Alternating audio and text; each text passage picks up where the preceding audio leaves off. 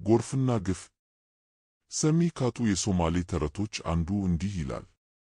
አንድ ሰው የጠፋች የአካባቢው ግመል ፍለጋ ጫካ ይገባል። ከብዙ መከራ በኋላ ያቺን ግመል አግኝቶ ከተማ ገባና ግመሏን ለባለቤቱ ሳይመልስ ሐሳቡን ቀይሮ ራሱ ያልባትና ይጋልባት ጀመር። ግመሏን ከአውሬ ለማዳን ጫካ ገብቶ የነበረው ሰውዬ እርሱ ራሱ ግመሏን መውሰዱ ብዙዎችን አስገረማቸው። ትንሽ ቆየና ከዚያች ከአንዷ ግመል ወተት እያለበ በግመሏ ላይ ተቀምጦ እየዞረ ላከሰው።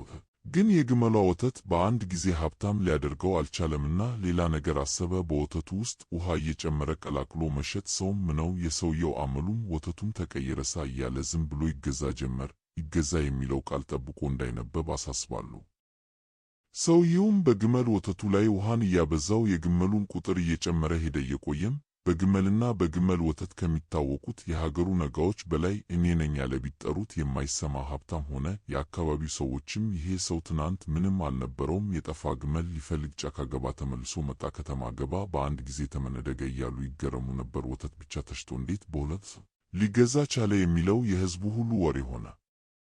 ሰውየው ግን ምንም አልመሰለው። በወተቱ ውስጥ ውሃውን እየጨመረ ቀጠለ። እንዲያውም እበላባይ ቱልቱላዎችን ቀጠረና የእርሱ ወተት ሰው ጠጥቶት የማያውቅ መሆኑን እንዲለፉ አደረ። አንዳንድ ጊዜ እንዲያውም ወተቱን ለመልኩ ብቻ ይጨምርበትና የቀረው ውሃ ያደርገው ነበር። ዘረ ሕዝቡ እያማረረ ነው። በአንድ በኩል በድንገት ተነሲ፣ ከተማ ገብተህ ቢጠሩህ የማትሰማ ሀብታም ሆንክ፣ ይህን ስንተገኑ ቀንሰህ ውሃውን እያበዛህ መሸጥ ጀመርክ ሲሉት ተውት ባካችሁ፣ ለመሆኑ የእኔን ወተት ከመግዛት ውጭ ሕዝቡ ምን አማራጭ አለው ይል ነበር። በወተቱ ውስጥ የሚጨመረው ውሃም እየበዛ ግመሎቹም እየበዙ ሄዱ። ግመሎቹም ሀገሩን ሞሉት። የሚያድሩበትና የሚግጡበት ልዩ የከተማ መሬት ተሰጣቸው፣ ወንዝ ዳር የሚገኝ ለም መሬት። አንድ ቀን ሸበሌ ወንዝ አጠገብ ግመሎቹን አሰማርቶ እርሱ አንድ ዛፍ ጥላ ስር ሻይ ከልጁ ጋር ይጠጣ ነበር። በዚህ መሃል ከደጋ የዘነበ ዝናብ ወንዙን ሞላውና በግራ በቀኝ ሲግጡ የነበሩትን ግመሎች ጠራርጎ ወሰዳቸው። የጎርፉን ድምፅ ሰምተው አባትና ልጅ ከጥሻው ሲወጡ ግመሎቻቸው ሁሉም ተወስደዋል። ሪታውን ሰምተው የተሰበሰቡ የሀገሩ ሰዎችም በአግራሞት ሆኑ።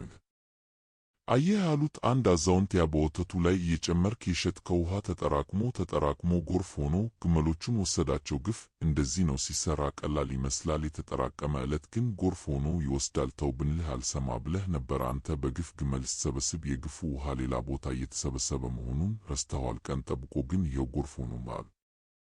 ግፍና ጎርፍ